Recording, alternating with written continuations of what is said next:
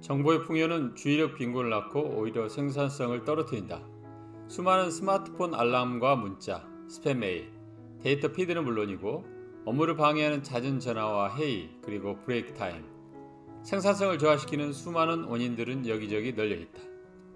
회사원이 하루에 허비하는 시간은 3시간에서 많게는 6시간에 달한다. 1년에 250일 일한다고 가정할 때 750시간에서 1500시간에 달하는 엄청난 시간이다. 결과는 야근과 주말 출근이다. 피로는 회복되지 않고 쌓여만 간다.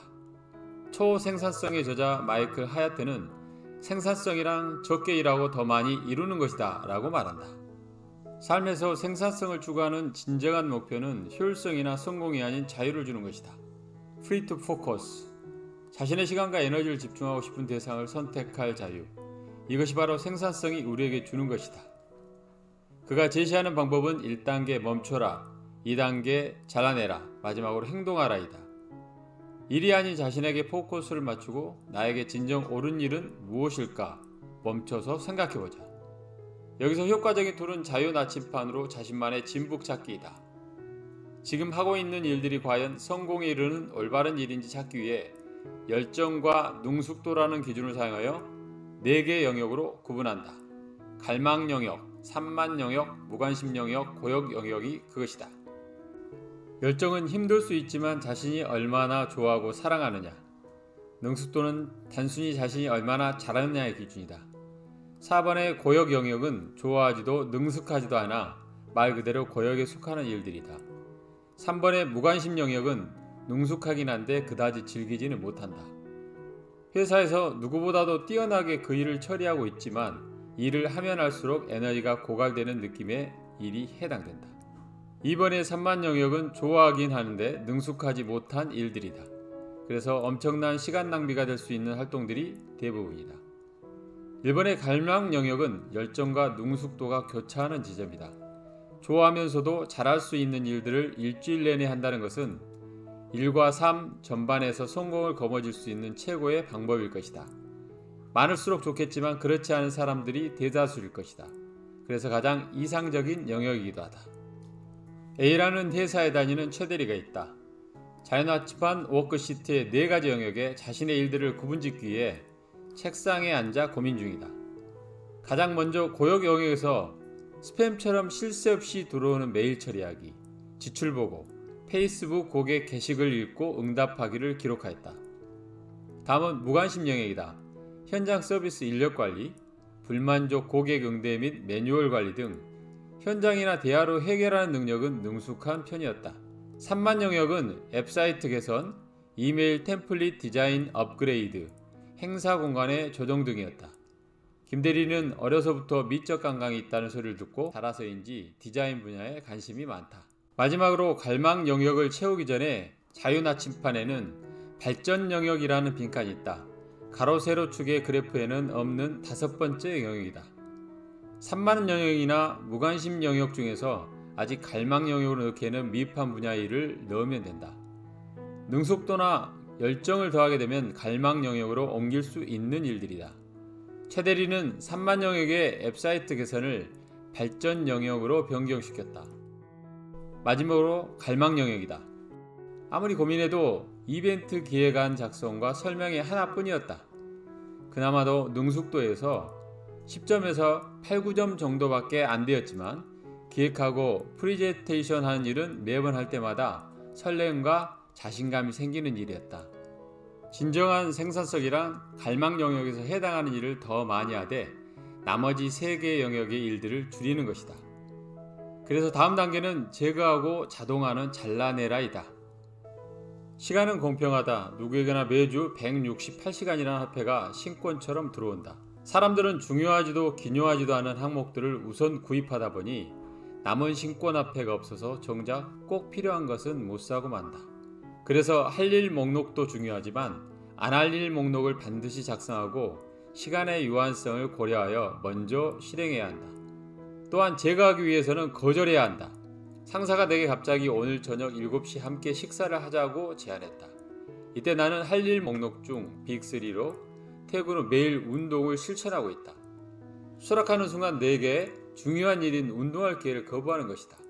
수락과 거절은 생산성에 있어 가장 강력한 두 단어이고 트레이드오프 관계에 있다. 어떤 기회가 오면 수락함에 따라 잃게 되는 것이 무엇인지 곰곰이 생각하는 것은 매우 효과적일 것이다. 자동화기는 자기 자동화, 템플릿 자동화, 과정 자동화로 나뉜다. 세계 최고의 테니스 선수 나달이 서브를 넣기 전 자신만의 리추얼을 행하는 모습을 보면 흥미롭고 웃음이 나온다. 심지어는 게임과 게임 사이에 휴식을 취할 때도 물병 하나도 자신만의 리추얼대로 정렬해 놓는다.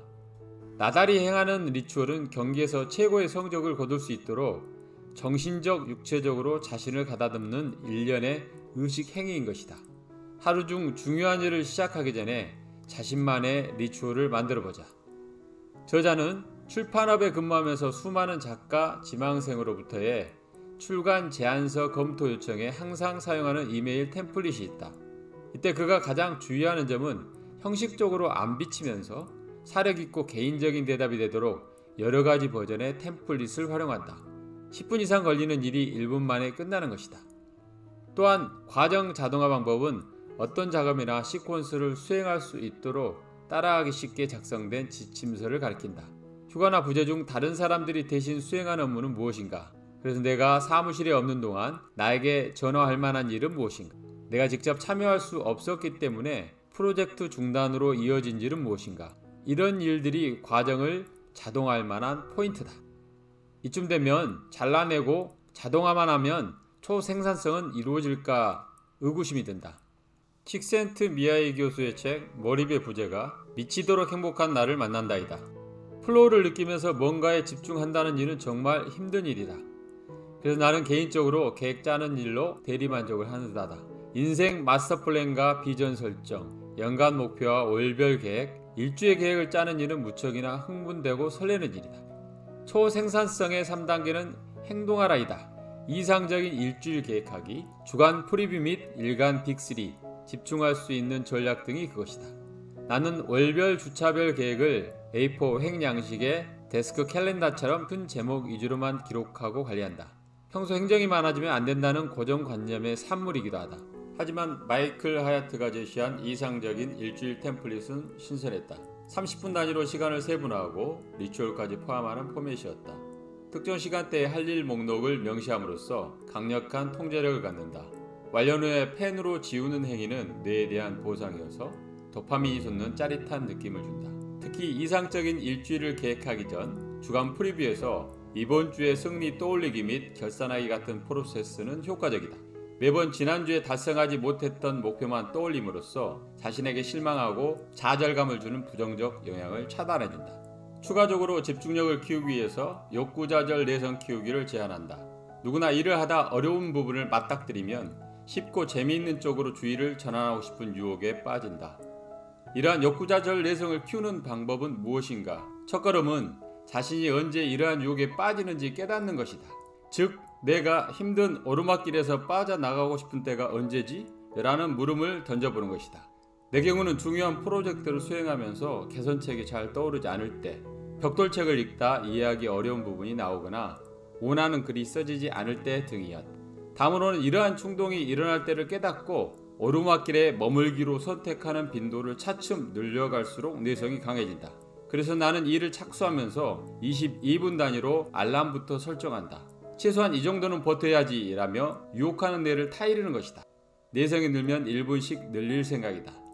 기타 충분한 수면과 밝고 잔잔한 클래식 음악 듣기, 자학 공간의 정리, 마인드 피트니스는 집중력 향상에 도움이 된다.